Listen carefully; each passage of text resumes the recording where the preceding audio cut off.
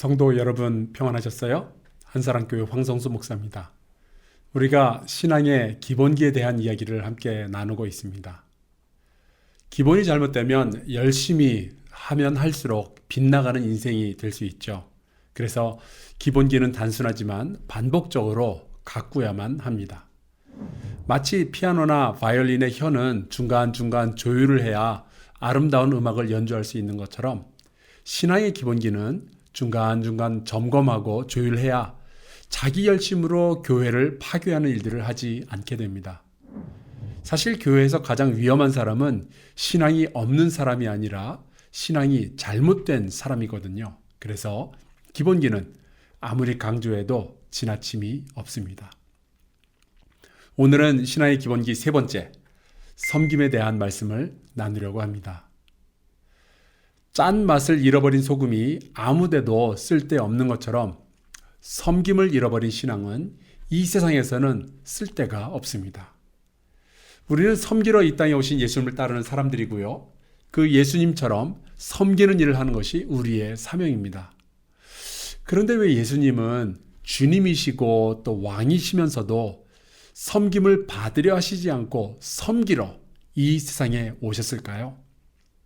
그리고 왜 그 섬김의 기본기를 예수님의 제자들에게 전해주셨을까요? 섬김이라는 것은 하나님의 나라가 세워지고 다스려지는 방식이기 때문에 그렇습니다.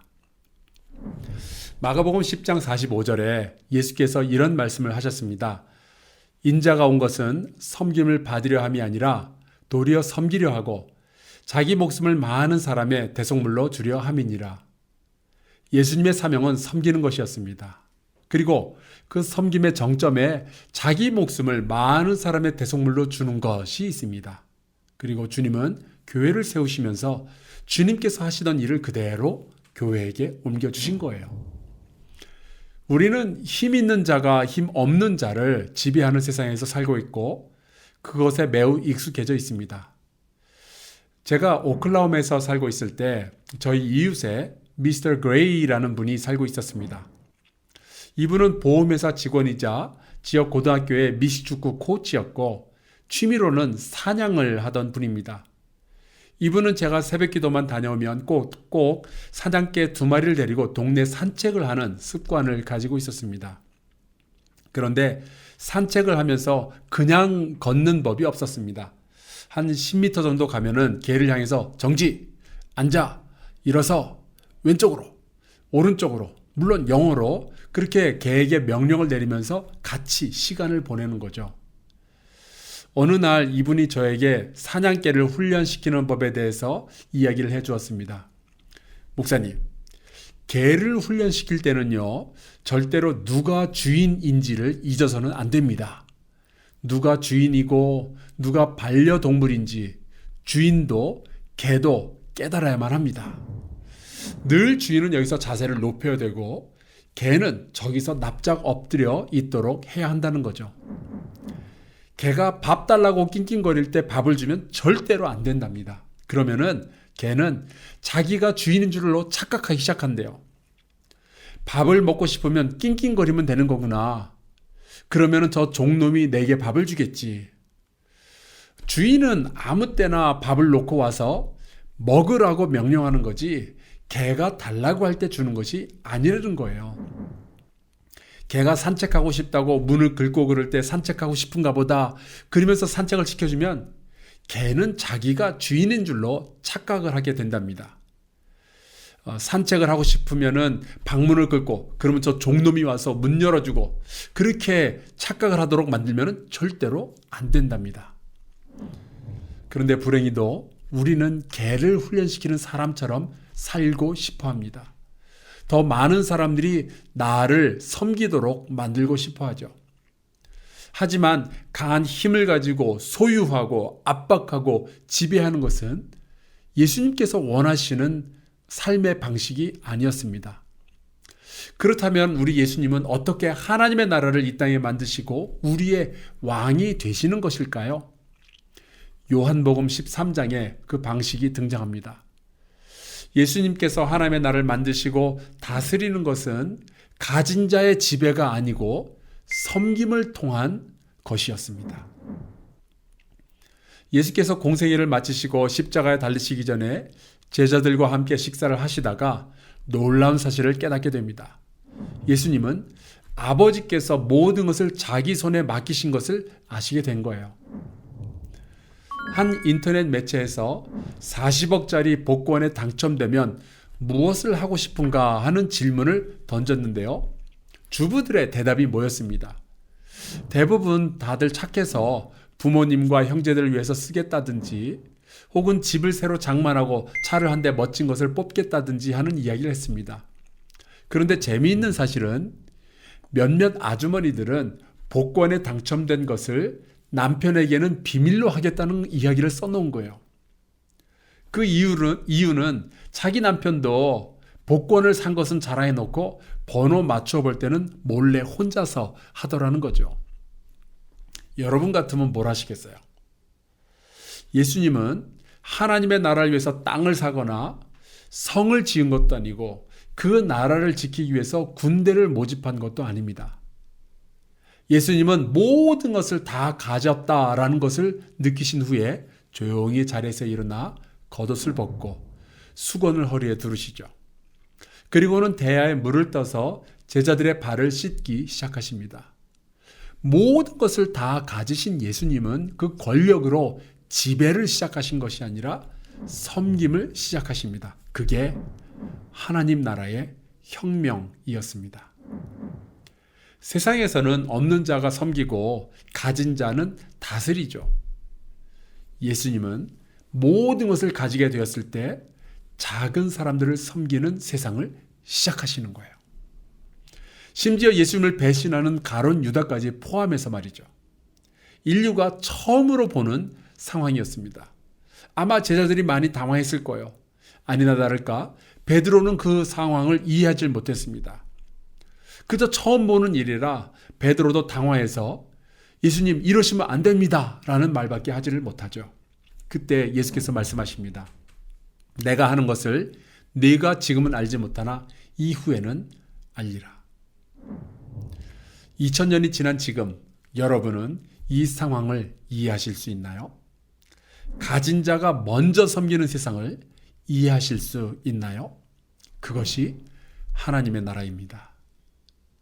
예수께서 요한복음 13장 15절에 이렇게 말씀하십니다. 내가 너희에게 행한 것 같이 너희도 행하게 하려 하여 본을 보였노라. 예수님의 의도는 아주 분명합니다. 왕이요 주인이요 선생이신 그분이 우리를 섬긴 것은 우리로 하여금 또 다른 이들을 섬기게 하려고 본을 보이신 것이었습니다. 왜 본을 보이셔야만 했을까요? 그냥 제자들을 시키시면 될 텐데. 섬김을 받아본 이들이 또 섬길 줄 알게 되기 때문에 그렇습니다. 사랑이라는 것은 받아본 사람이 또 줄 줄도 알게 되죠. 섬김을 받을 때의 감격을 이해할 수 있어야 섬김을 줄 때의 기쁨을 기대할 수 있는 것입니다.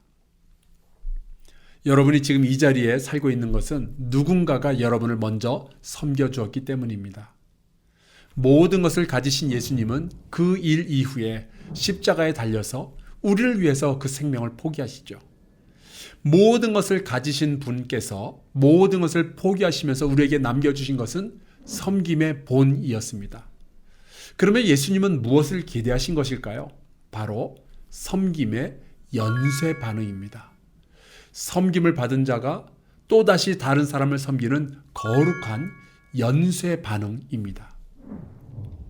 우리가 사는 세상은 얼마나 위대한가를 가늠할 때 얼마나 많은 사람이 얼마나 많은 것으로 그 사람을 섬기는가를 관찰하게 됩니다. 만일 우리가 다른 사람들에게 섬김을 요구할 수 있는 입장이면 인생에서 성공했구나라고 사람들이 생각하죠. 그러나 예수님은 위대함이라는 것을 신분이 아니라 섬김의 잣대로 측정하십니다. 예수님은 우리의 위대함을 다른 사람들이 얼마나 우리를 섬기는가가 아니라 우리가 다른 사람들을 얼마나 섬겼느냐에 따라서 결정하시는 거예요. 그렇다면 우리는 어떻게 섬겨야 할까요? 야고보서 2장 15절에서 17절에 보면은 이러한 말씀이 있습니다. 만일 형제나 자매가 헐벗고 일용할 양식이 없는데 너희 중에 누구든지 그에게 이르되 평안히 가라, 덥게 하라, 배부르게 하라 하며 그 몸에 쓸 것을 주지 아니하면 무슨 유익이 있으리요? 이와 같이 행함이 없는 믿음은 그 자체가 죽은 것이라. 여러분, 긍휼함이 풍성한 것이 나쁜 것은 아니지만 육적인 행함, 육적인 섬김이 없이는 고통받는 자들의 필요를 채울 수 없다는 것이 사실입니다. 제가 미국에서 목회할 때에 특이한 일이 있었습니다. 제 비서가 제 방으로 오더니 심각한 얼굴로 목사님, 어떤 분이 교회 문 밖에 서서 도움을 요청하는데 좀 만나보셔야 하겠어요. 그러는 거예요. 왜 그러냐고 그랬더니 이 사람이 도무지 사무실로 들어오려 하지 않고 굳이 밖에 서 있겠다는 거예요. 그래서 제가 나가봤더니 어떤 남자가 남루한 옷을 입고 반바지 차림에 배낭을 메고 있는 거죠. 그래서 제가 물어봤습니다. 뭘 도와드릴까요? 그런데 이분이 하는 말이 지난 이틀 동안 물 말고는 먹은 것이 하나도 없고 또 밤에 잘 곳도 없어서 그러는데 음식값과 여관비를 위해서 돈 좀 달라는 거예요. 제가 그 말을 그대로 믿을 수는 없었습니다. 수많은 사람들이 저에게 와서 돈을 뜯어내기 위해서 별소리를 다 했으니까요. 많이 수상했지만 그래도 목사가 이틀을 굶었다는 사람을 그냥 보낼 수는 없고 해서 제가 한 교회로부터 2km 떨어진 곳에 있는 링컨 모텔이라는 여관에 데려다 주기로 했습니다. 그 옆에는 스틸 인이라는 뷔페 식당도 있었거든요. 게다가 이런 일에 쓰라고 교인들이 헌금해 준 돈도 좀 있었습니다. 그런데 막상 이 사람을 제 차에 태우려니까 솔직히 겁이 나는 거예요. 누가 합니까?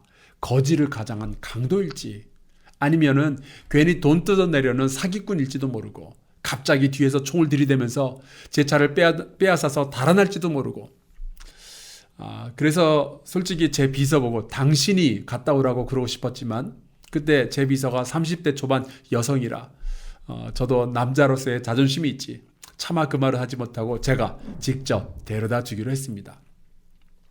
여차하면 육군병장 황병장의 태권도 실력을 보여주리라 하면서 제 차에 이 사람을 태우는 순간 이 사람이 왜 사무실로 들어오는 것을 거부하고 문 밖에 서 있으려고 했는지 알게 되었습니다.